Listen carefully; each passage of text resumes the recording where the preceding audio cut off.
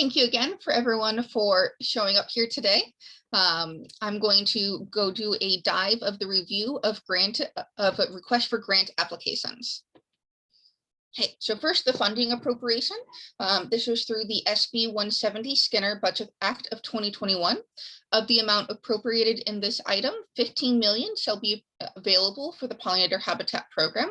The department shall prioritize the planting of native habitats for the benefit of native biodiversity and the use of locally appropriate native seed mixes when feasible. And so with that, the pollinator habitat program will provide up to 14.5 million in funding to established and experienced organizations to work directly with farmers and ranchers to install habitat and implement management practices that support pollinators.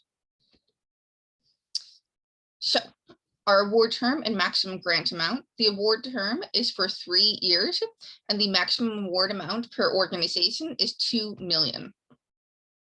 And with this, 18% of the maximum awarded can be used for technical assistance, administrative tasks, and indirect. And the indirect is taken out of the 18%. So indirect can be up to 25% of the direct costs, but the direct costs are, again, just the technical assistance and administrative tasks. Direct cost does not include the flat payment for practice implementation. And so at least 82% of the awarded amount has to be used for the flat payment rate for the practice implementation. And then it'll be a reimbursement-based payment system. Those eligible to apply are research conservation districts, University of California, California State Universities, California community colleges, all variety of nonprofits, including land trusts with the conservation of agricultural lands as their mission or amongst their stated purpose. Federally in California, recognized Native American Indian tribes. Agricultural commodity groups are encouraged to apply in partnership with the above eligible entities. The eligible entities must have demonstrated expertise and experience in habitat restoration on agricultural lands or implementation of conservation management practices that support pollinators.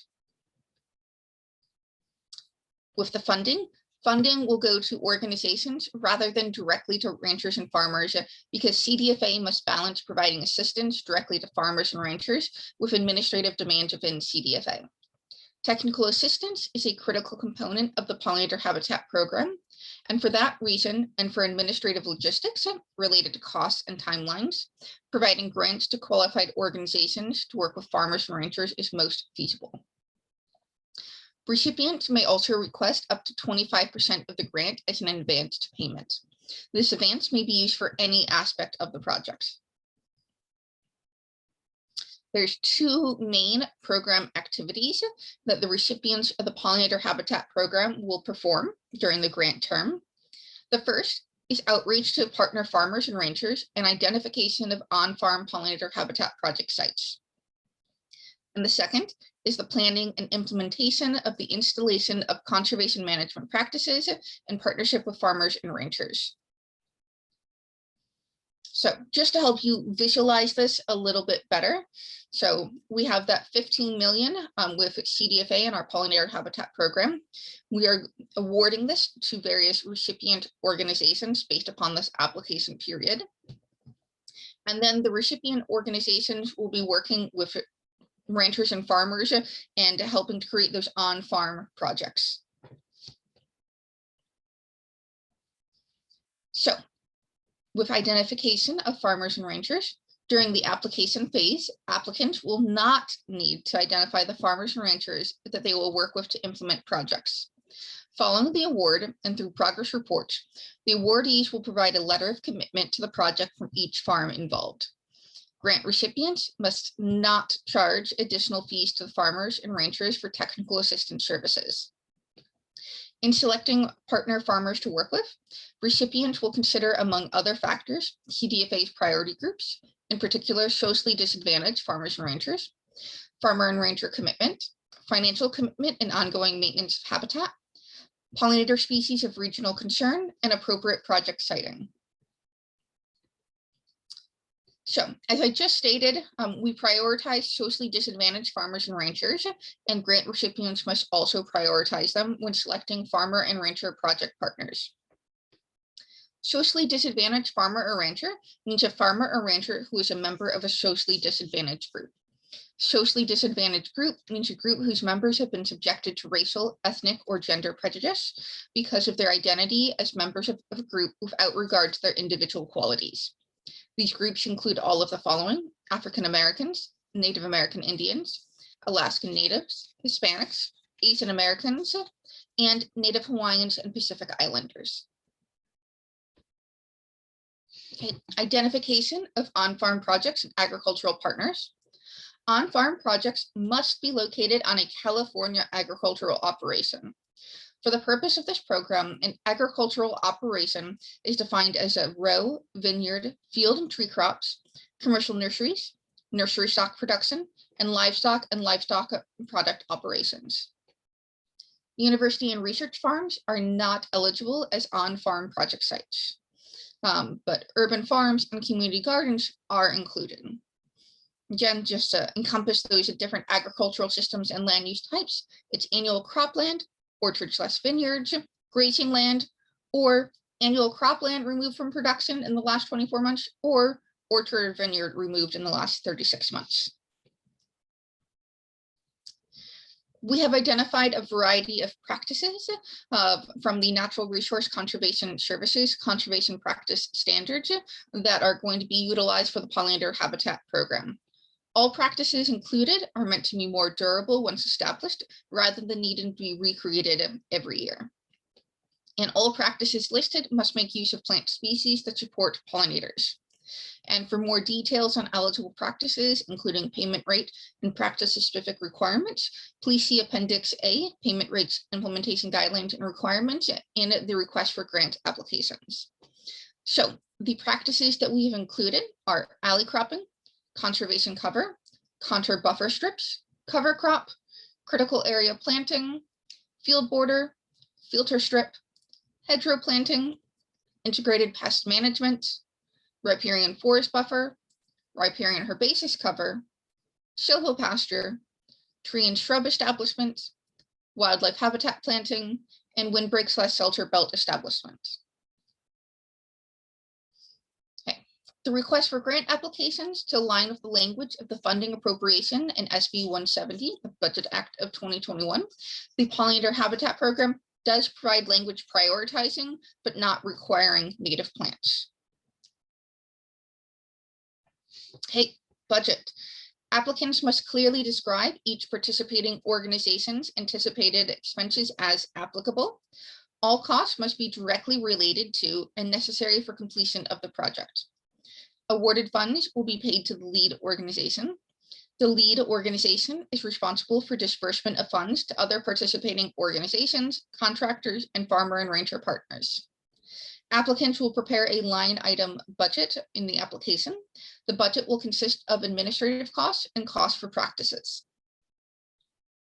So, as I mentioned earlier, 18% of the requested funds can be used for technical assistance and administration.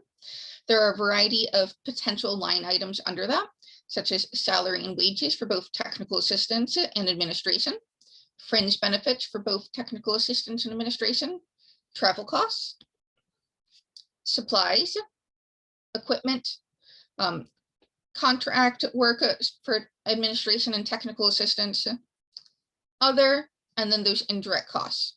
And the indirect costs, again, are from the other letters that I just mentioned above. Then the majority of the funds, at least 82% or more, has to go towards the cost of conservation management practice implementation. Within this, the budget for these practices will be based upon our CDFA established payment rates. And one of those practices, cover crops, cannot be in excess of 10% of total budget. More than 10% for cover crop practice will not be reimbursed. And again, please see Appendix A for more information on practices. Okay, so we have an estimated timeline as you're probably aware, since you're here, we released the request for grant applications at the end of August, and we are having webinars throughout September. We'll have one more webinar next week. The grant applications are due on November 23rd. We will then have administrative and technical review over the next couple of months, and we will announce an award funding in January 2023. And a little bit later, I'll go over the award process timeline. So some of you have already been asking some questions in our questions and answers space, which is excellent. If you have questions after the webinar is over, we have a general questions regarding the solicitation process. Just please submit those to our email address, which is cdfa.oefi_php@cdfa.ca.gov. And responses to all questions received by email will be posted to our Pollinator Habitat Program website according to the following schedule. So if they're in by September 16th, which is today, we will have responses posted by September 22nd. Then if they are in by October 14th, we'll have responses posted by October 20th. And finally, if they're in by November 11th, we'll have responses provided by November 17th. And November 11th is the final deadline to submit questions for the Pollinator Habitat Program grant application. And this is to maintain the integrity of the competitive grant process. So we are unable to advise and or provide individuals with any information regarding specific grant application questions during the solicitation process. So whatever we answer is then going to be provided to everyone else then as well. So I mentioned that there's an administrative review, and during this, an application could be disqualified for a variety of reasons. These include incomplete grant applications, applications that include activities outside the grant duration, applications with unallowable costs or activities that are not necessary to complete the project objectives, requests for more than the maximum award amount, or applications that do not comply with eligibility or meet program requirements and restrictions. After the administrative review, we will have a technical competitive review process. And we have a point system of which this is based upon out of a total of 50 points. There are 12 points for qualification of applicant, 8 for strategic partnerships, 15 for work plan merit and feasibility, 5 for budget, and 10 for commitment to expending 25% of funding to support pollinator habitat with socially disadvantaged farmers and insured partners. And we have more detailed questions in our Appendix B in the request for grant applications. And I highly encourage everyone to take a look at those questions when filling out the application. Okay. Notification and feedback. Successful applicants will be notified of their grant award through email and will enter the grant agreement execution process. Applications that are not selected for funding will receive feedback on their grant application within 60 business days after receiving notification. CDFA will post basic information on the Pollinator Habitat Program website regarding the applications received at least 10 days before awarding grant funds. After projects are selected and all funds are encumbered, CDFA will post an updated list of awarded projects. Okay, and then our award timeline. Once the grant packet is completed, during this step, CDFA will work with awardees to get the information the state needs to execute the grant. The timeline for this step is dependent on how quickly information is provided to CDFA staff, and therefore this is a variable timeline. Grant execution will then take up to 120 days. And if it is requested for advance payment, the processing of that can take up to 4 weeks. Okay, project implementation. So once the grant agreement is executed, the recipient can begin implementation of the project if it is after or on the official project start date, which is estimated for May 1st, 2023. During project implementation, recipients must maintain frequent communication with CDFA staff about the Pollinator Habitat Program project. CDFA staff may regularly send emails or surveys to gauge project progress, in addition to quarterly invoicing and progress reports. Recipients must be responsive. CDFA will schedule project review calls several times a year during project implementation to discuss the progress. Recipients are responsible for the overall management of their awarded project to ensure all project activities are completed no later than April 30th, 2026. As I mentioned earlier, the Pollinator Habitat Program is a reimbursement grant program, and recipients will be required to submit quarterly invoices for costs associated with outreach, provision of technical assistance to farmers and ranchers, and practice implementation. These costs will be reimbursed based upon the line item budget submitted with the application. Grant payment for the implementation of practices is a flat rate payment system on a reimbursement basis through invoicing upon practice verification.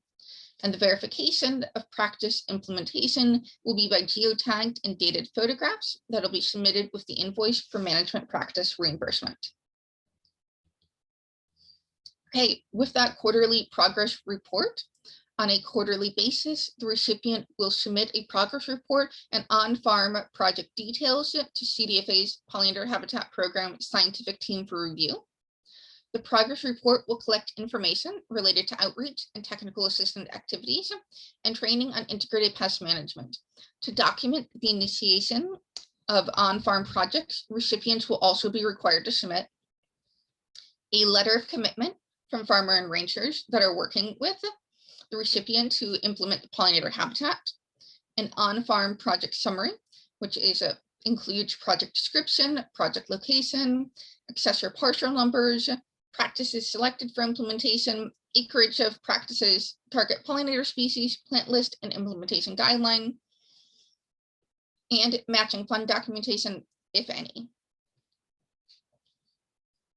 Okay, so our final report and project verification. At the close of the grant agreement term, or when all project activities have been completed, the recipient will submit a final report. The final report will gather metrics such as total acreage of practices implemented, number of farmers and rancher partners, number of socially disadvantaged farmer and rancher partners.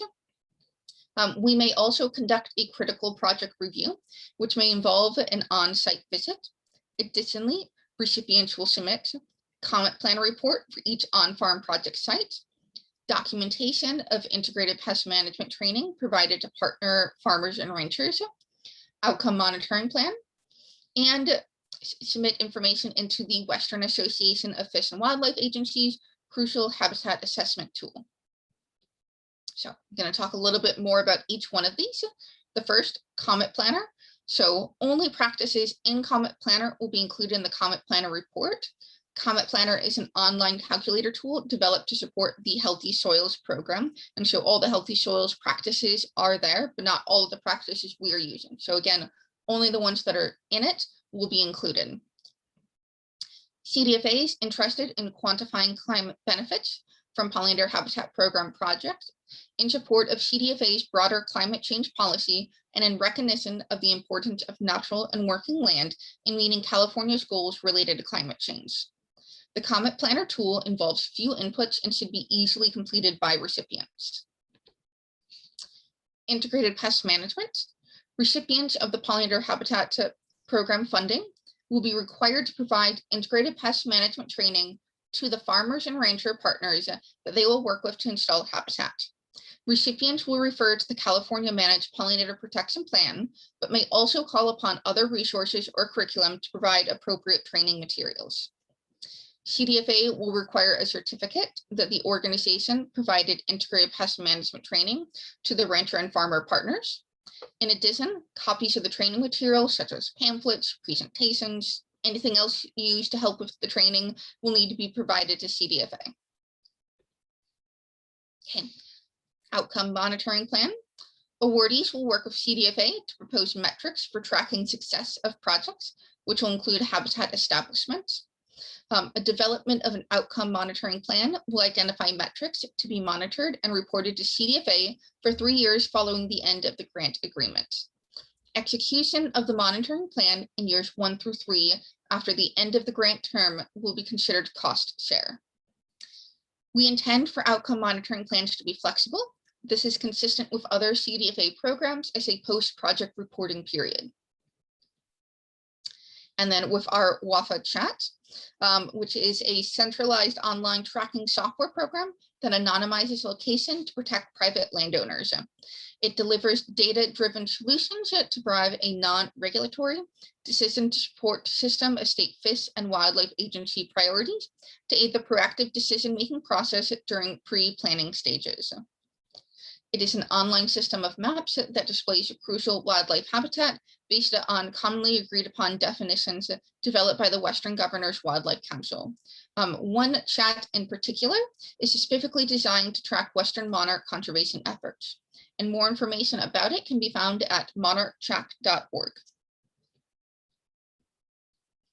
And with that, there is time for more questions if you have any. And as a reminder, again, if you have questions after the webinar, general questions regarding the solicitation process can be submitted to our email address, which is again, cdfa.oefi_php@cdfa.ca.gov, and we will be providing responses based upon the timeline here.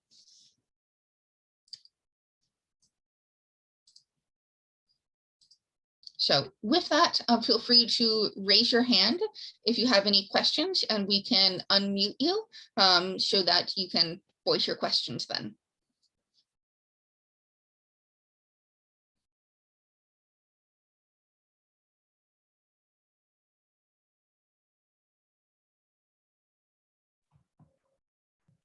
Okay, a couple questions have come into the Q&A box, and I've put some responses to those there. Thank you for the great questions. If there aren't any questions at this time with anybody who wants to ask their question live, that's okay. We can go on to a demonstration of the application platform, and we may have plenty of time for more questions at the end.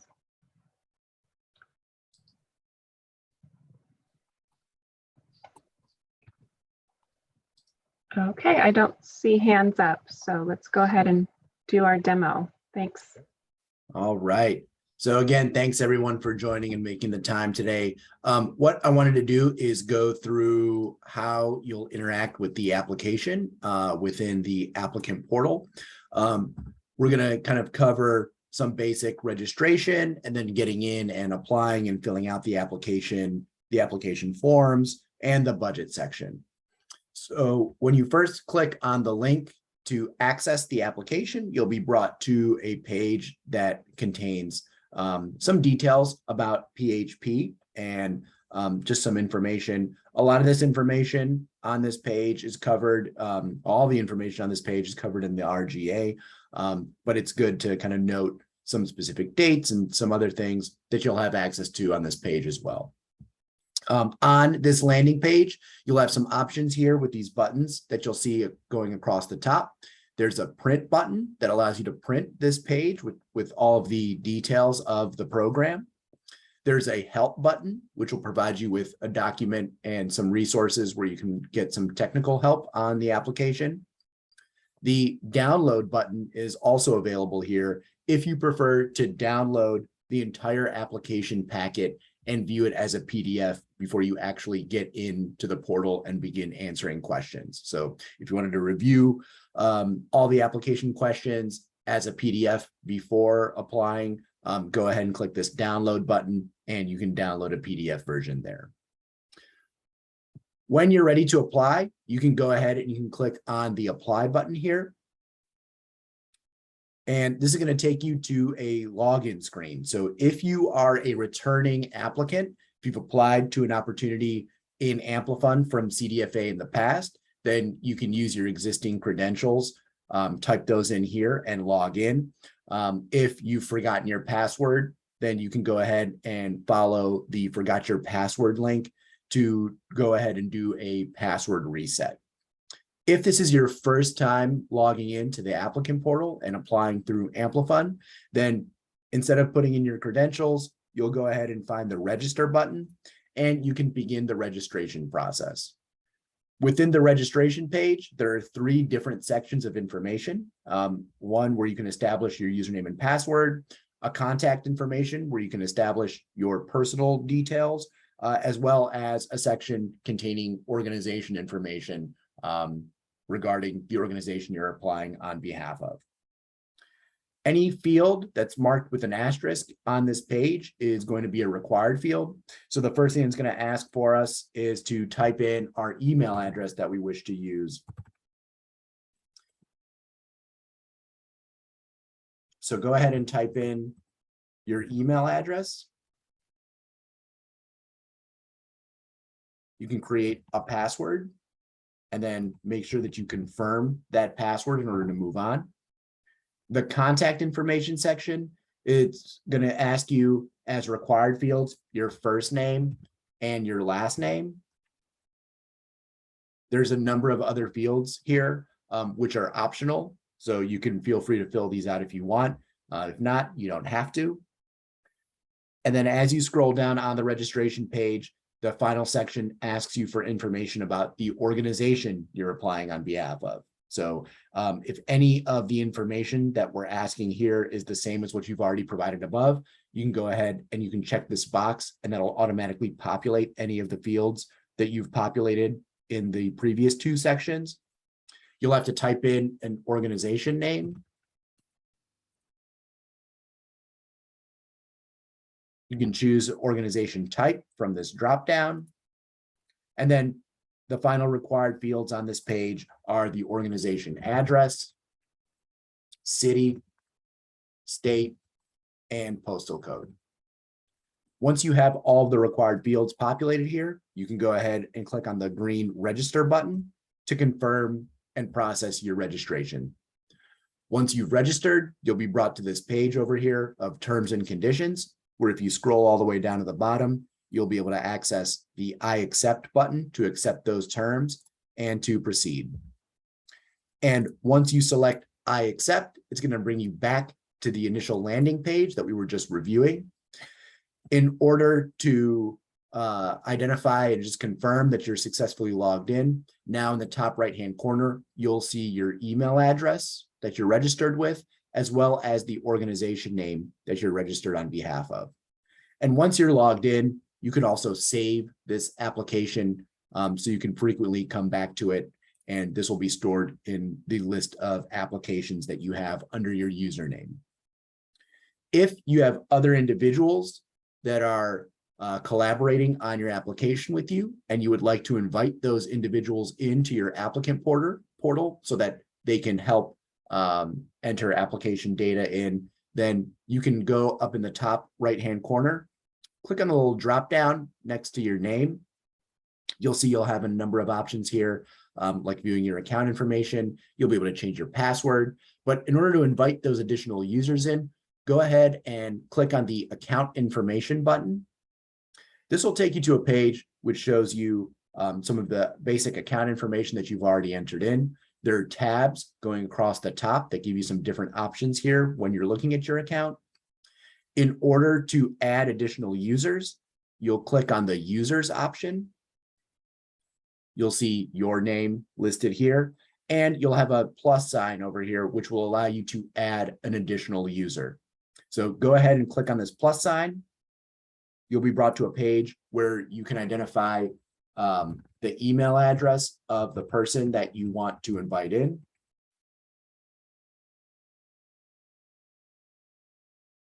You'll be able to select a role for that individual. There are two options to choose here, the editor and the administrator. If you want this person to be able to log in, view the application, make edits, and identify items on the application, but you do not want to provide them with the ability to actually submit the application, then you can make them an editor. If you want to provide this person with all of those rights in addition to being able to submit the application, then you can make them an administrator. So big difference between the two roles. Both can come in and work on the application. An administrator can also submit the application, whereas an editor will not have the capability to eventually submit the application. And then complete the user invitation process by putting in the user's first name and last name. You can fill out any of these optional fields if you want. Some of them will auto-populate based on the organization information you provided. And when you're ready to invite this user in, go ahead and click on the invite button. They will receive an email notifying them that they've been invited into the system and prompting them to create their own unique password. If you would like to add additional users, just find that add user button and repeat the process accordingly. To go back and look at this application or maybe any other applications you may have saved in here from CDFA, click on the Applications tab and you'll be able to see the PHP program. You'll be able to click on it and it'll bring you back to this initial page right here. When you're logged in and when you're ready to apply and begin filling out the application, go ahead and click on that green Apply button. And now that you're all logged in and registered, it's going to take you right into the application. So the first thing that you'll notice here on the application in this applicant portal is we have at the top a series of sections for the application within what we call a timeline. The timeline will show you all of the different sections that need to be completed in the application. So we have a project information section, the application form section, and the budget section. The timeline can be used to navigate to the different sections. So if I want to go to the application form section first or the budget section first, I can just click directly on one of those sections. Also, the circles on this timeline representing each section will fill in with a check mark that looks exactly like this once a section has been marked as completed. Within every section, every required field has to be populated, and then that section has to be marked as completed in order for you to eventually submit your application. So if I'm trying to submit my application, a good indicator if I'm ready to submit is that all of my circles up here at the top are reflected with these check marks. If I have any specific section that does not have that check mark filled in, then that should be an immediate red flag to me that I need to complete some work or some required fields within that specific section. So you'll be able to utilize this timeline again to navigate to different sections of the application, as well as to view your progress as you're working through the application.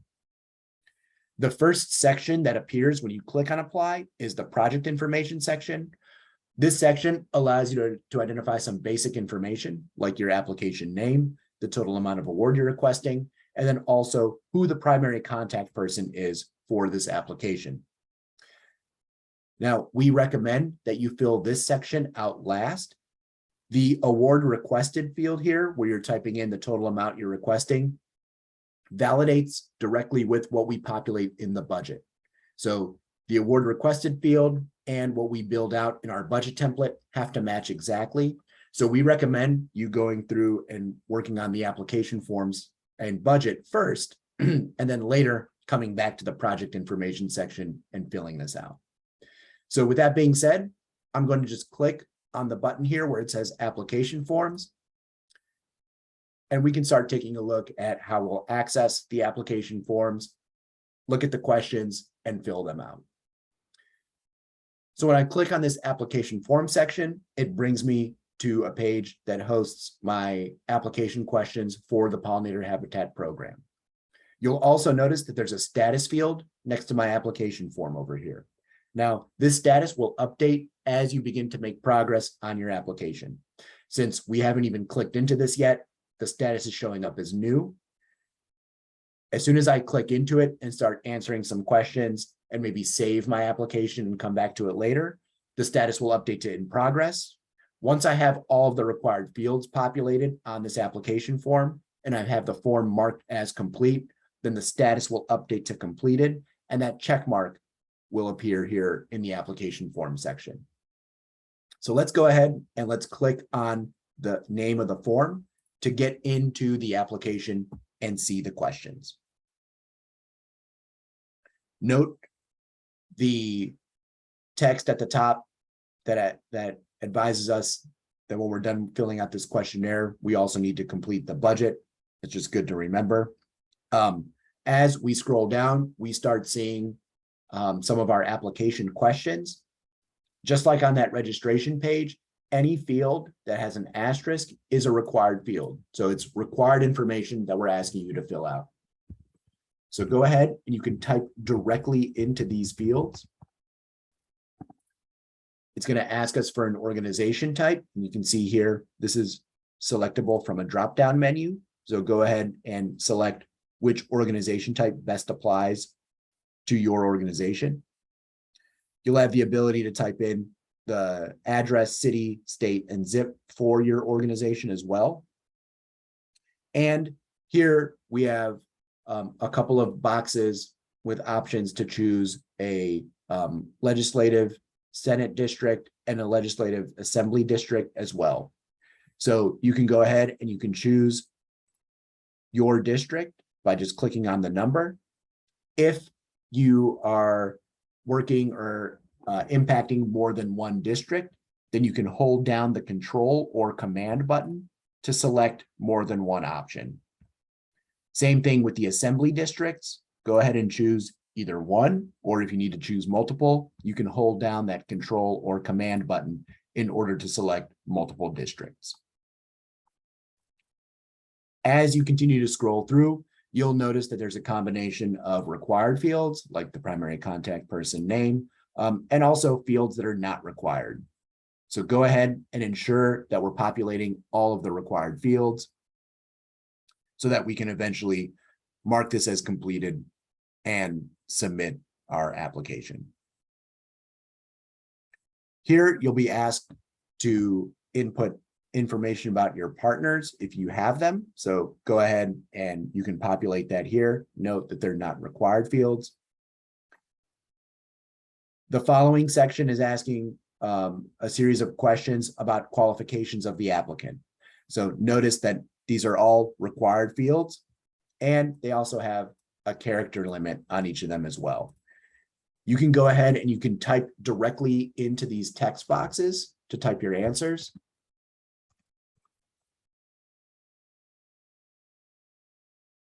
You'll notice that as I'm typing, the character counter starts counting down, notifying me how many characters I have left in order to complete my answer. If you're working on Microsoft Word or something else on answering these questions, then you can go ahead and you can copy and paste those answers into the text boxes. As soon as you paste those answers in, your character counter will update, notifying you how many characters you have left. So go ahead and you can type directly into these fields. As you're filling out the qualifications section, then keep in mind that this is part of the competitive technical review process. So when you're typing your answers, have that in the back of your mind. Refer back to the RGA as much as possible. The specific reference material about the competitive technical review process is going to be in Appendix B, where you'll find the detailed scoring criteria within the RGA. So keep that in mind as you're filling out these questions, and really all questions on the application. There is a upload button here where you have the opportunity to upload resumes or CVs of the lead person. You can utilize this button if you have one or multiple uploads that you want to accomplish. So when you're ready to upload something, go ahead and click on the Choose File button. You'll be brought to a window where you can select items that you want to upload. If you want to upload one item, go ahead and check the box.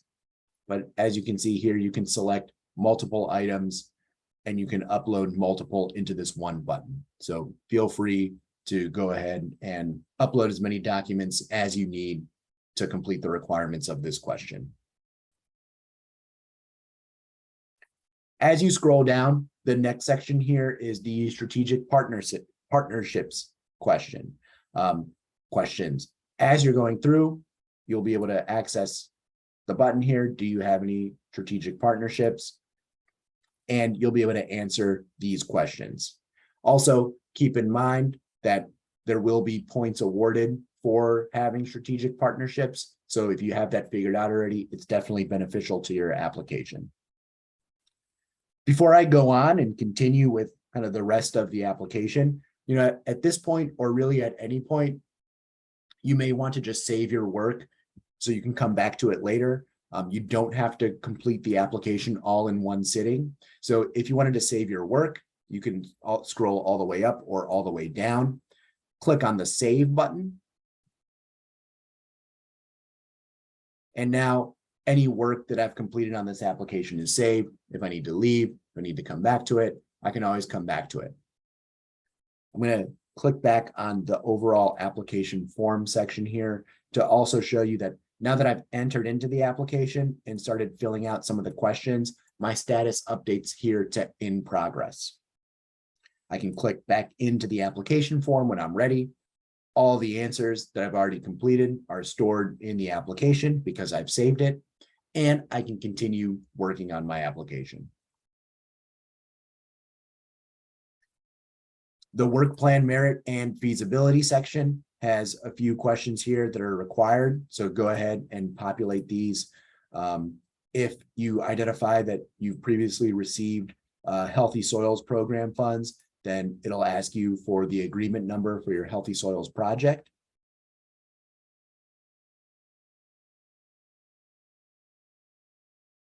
As you scroll down, there is a question about the budget. So this is not where you'll also be filling out the budget template. There's a separate section for that, which we'll go through here in a little bit, but you are required to answer this question about your budget, about your fiscal and administrative capacity to manage this grant and any controls you have in place to ensure that the grant dollars are spent efficiently and managed responsibly.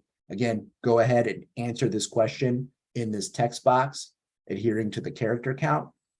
You will also have an opportunity to complete a full budget template with itemized information in the budget section, which we'll review here in a few minutes.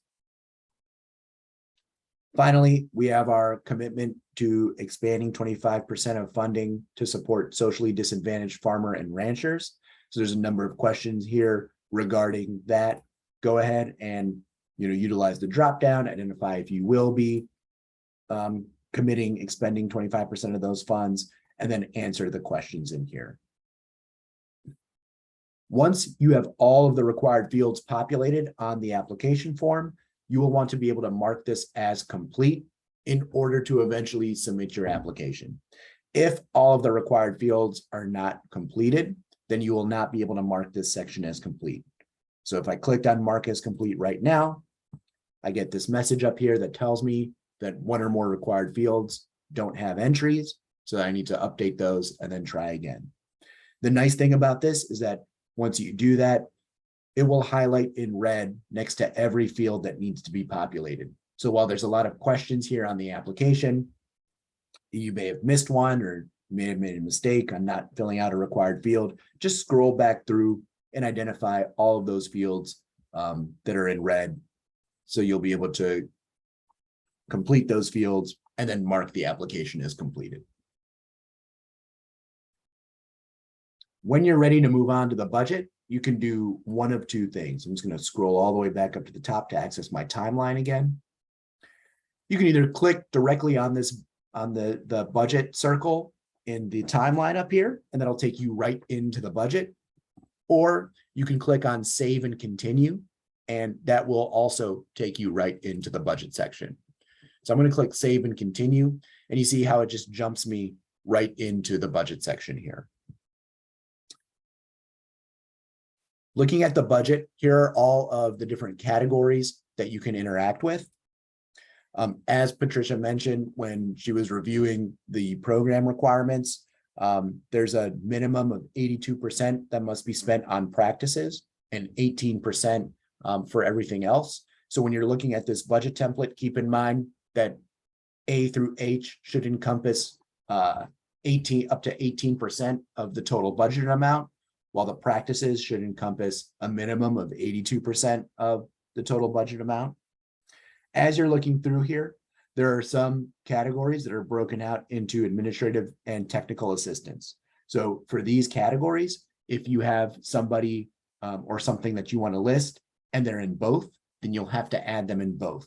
So for example, if John does both admin and TA, then we'll have to have a line item for him in administrative and in technical assistance.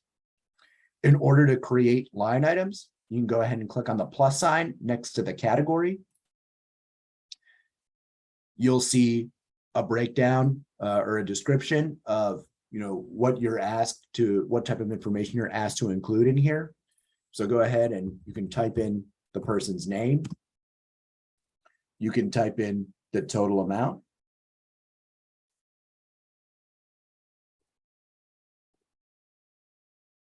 And in the narrative section, you can feel free to enter in any activities this person may be performing. Click on Save to create that.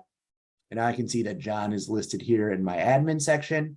Also, again, if John's going to be doing both admin and technical assistance work, I'll have to create a line item for him in the technical assistance section as well. Go ahead and repeat the process by typing in John's name, typing in the total amount for the technical assistance portion.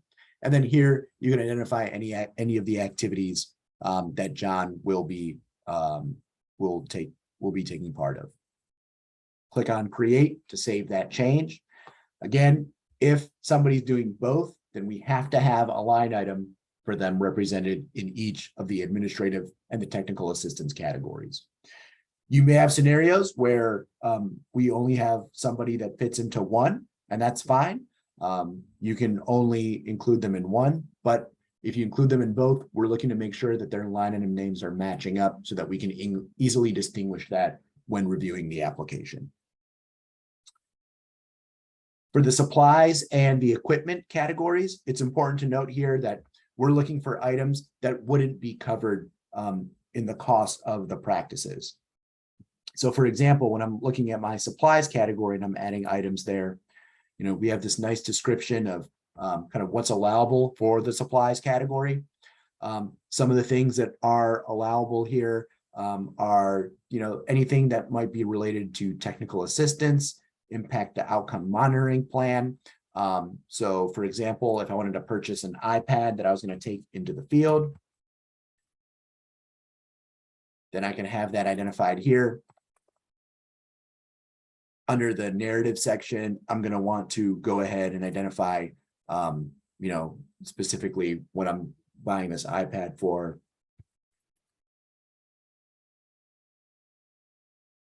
And I can go ahead and I can click on Create. So remember, anything that we're adding in specifically on D and E, the supplies and equipment categories, are supplies and equipment that's not covered by our practices.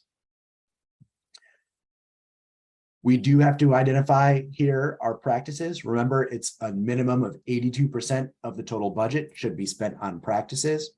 And as we're looking at practices, you may not have the specific practices identified just yet, and that's fine. You can create kind of an overall line item for your practices without getting too specific, but definitely include the total cost that you're anticipating here for those practices. And in the narrative, you can go ahead and you can, identify any additional information that may be important to identify the practices. Always remember when filling out the budget, if you have questions about anything, there's a lot of information in the RGA about allowable and unallowable costs, and of course about the practices.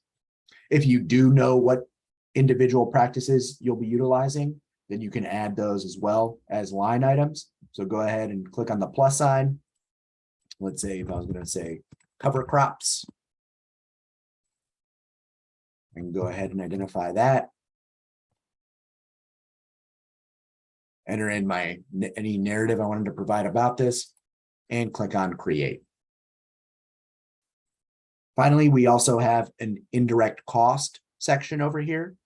As Patricia mentioned, indirect costs can be up to 25% of all the total direct costs, which is up to 18% of the total. So you can go in here and add how much you're anticipating for indirect costs. That's going to be up to 25% of categories A through H.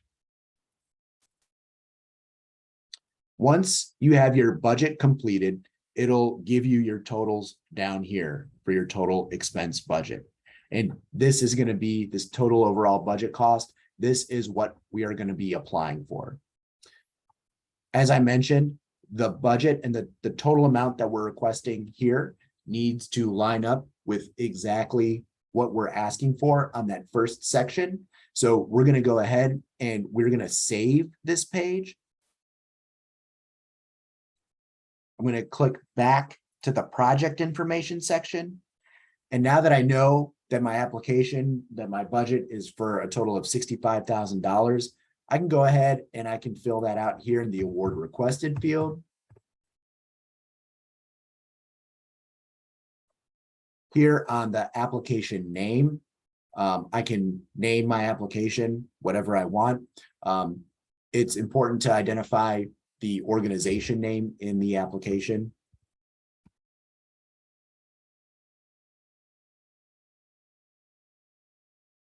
So make sure you're including that here in your application.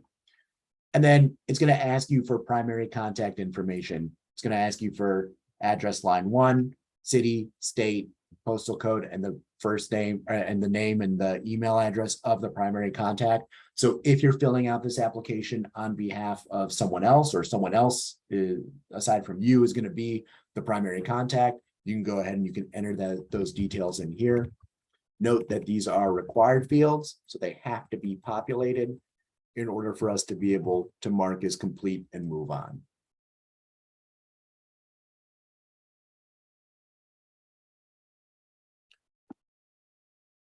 Remember that each section needs to be marked as complete in order for us to be able to successfully submit our application. So at this point, if I go to the submit button, it's going to tell me that my budget hasn't been marked as complete and that I have forms containing required fields that have not yet been completed. So I can easily just go back by clicking on one of the buttons to those sections, complete what I need to, mark those sections as completed, and then come back to the submit page. Once I have check marks showing up across the top here on all of my sections, my submit button will highlight in green, and I'll be able to click here and submit my application. Once you submit your application, then Patricia's going to get an email letting her know that you've submitted your application with the date and the time. You'll also get an email notifying you that your application was successfully submitted. And at any point, you also have this review button, which allows you to download the full application, including questions, answers, and the budget that you've already completed. So if you wanted to have this on hand for your records, you could do that. You'll always be able to navigate back by logging back into your applicant portal, finding the application and seeing that information. But if you like to have kind of a PDF version of everything, you can click here and you can download that PDF version as well.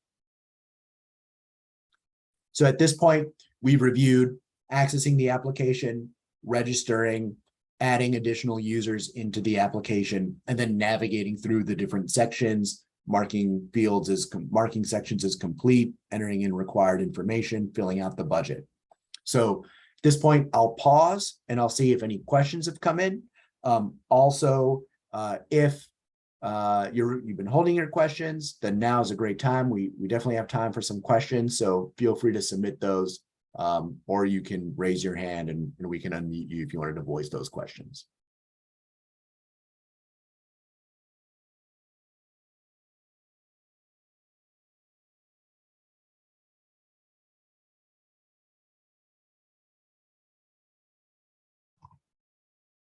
We have a smaller and a quieter group today, Daniel. So far, no hands raised, and we don't have any other questions. I appreciate all the detail you shared about the application process.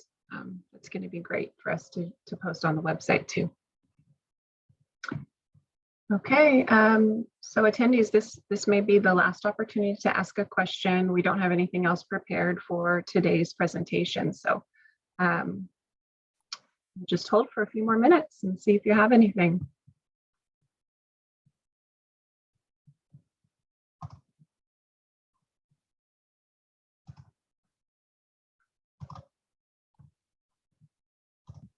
Okay, maybe I should have said moments.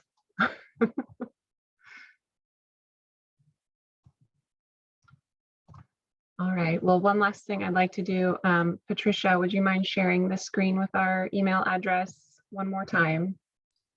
Yes, give me just one moment.